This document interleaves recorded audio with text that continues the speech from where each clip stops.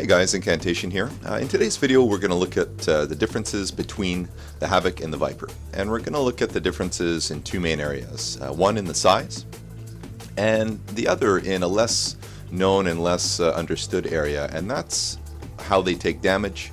And really more so not how they take damage, but how they comparatively take damage between the Havoc and the Viper. Because there is an imbalance that's been coded into the game. Not a lot of people are aware of it, so hopefully we can bring that to the forefront of common knowledge. We also want to show that the Havoc actually flies really well.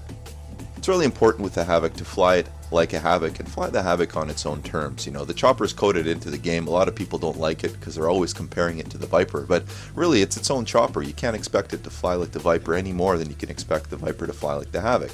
And understanding that, it's really important to understand the Havoc, how it differs, and then I guess how you can learn to handle it on its own terms so you can maximize the benefit of using the chopper instead of saying, oh, it sucks, we'll just use it for this one round, wait till use the Viper next round. Well, you know, the Havoc is actually better in a lot of contexts, specifically if you're taking out tanks and these kinds of things. So anyway, here's some proof that the Havoc is pretty nimble and you can get it to a lot of places. The next thing we're going to move into is having a look at the rotor blades and how they don't exist within the game. They will never hit anything while you're flying, and here's our visual proof right now.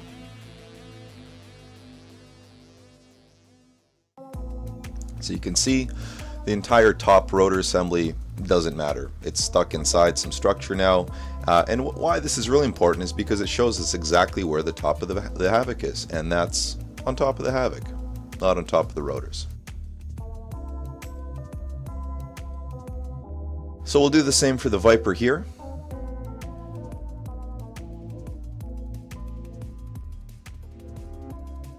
So we've established the top of both the Viper and the Havoc. Rotors do not matter. So let's have a look at them on the beach here. We can see very quickly that the Havoc is bigger than the Viper. You know, it's at this point in the rotation, you can't even see the Viper behind the Havoc. You know, now you start coming around, you can see very quickly that the tail section is a lot longer.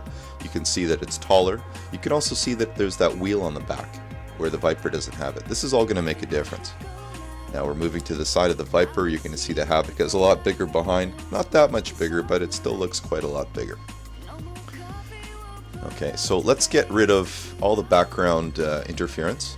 So I've taken a still shot here, and we're going to remove all the background. So we've got just the Viper and the Havoc, and we can see that they're not that much different. Now let's remove all the color information so there's absolutely no confusion. And we can see that the Havoc is wider, but height-wise they're actually very, very similar. Now let's have a look at the side of the Havoc. Okay, as mentioned before, the Viper has completely disappeared behind, and you can see in this picture again that the Viper hasn't disappeared, it's just small. Really shows you the size difference. Now we've stripped away all the background information. You can see that it's quite a long chopper. Now we've stripped away all the color information, and this is really what we're left with here is the Havoc. Okay, now look at that tail section, how long that is. The front section isn't really that big, especially when you're not using that rotor with the big radar assembly on top, or not needing it rather, or needing to concern yourself, I should say. But look at that tail section. Now you've got to fit this thing through anything that you want to fly through, and that's where the pain in the ass is because that wheel on the ground always wants to touch down. This is actually a benefit and makes it a lot easier to fly through stuff, because if you touch that front or that rear wheel down, it can actually save you in a lot of areas where you would die in the Viper.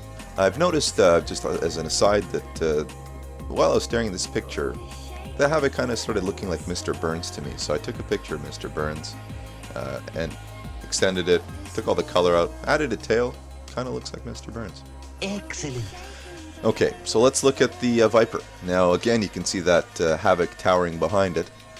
We're going to look again at the front information. We can see that the height really isn't that different. You've just got that massive rotor assembly. So let's go back to the side. We'll remove all the background information. Now we've established the actual shape of the Viper.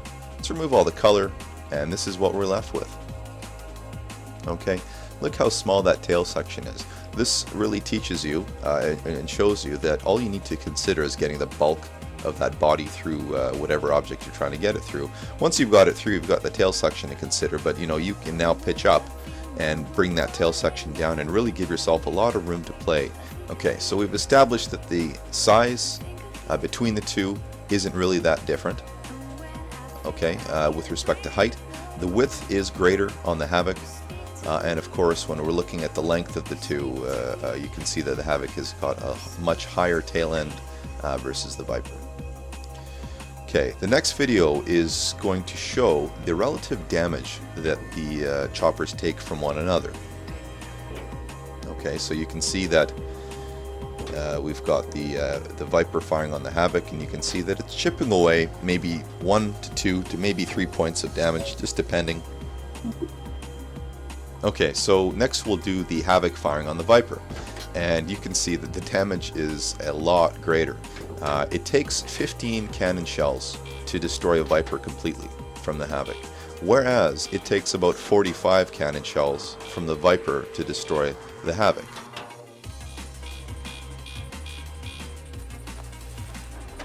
So in the next video here, we are showing that the cannon fire from both is equal in damage against armored vehicles.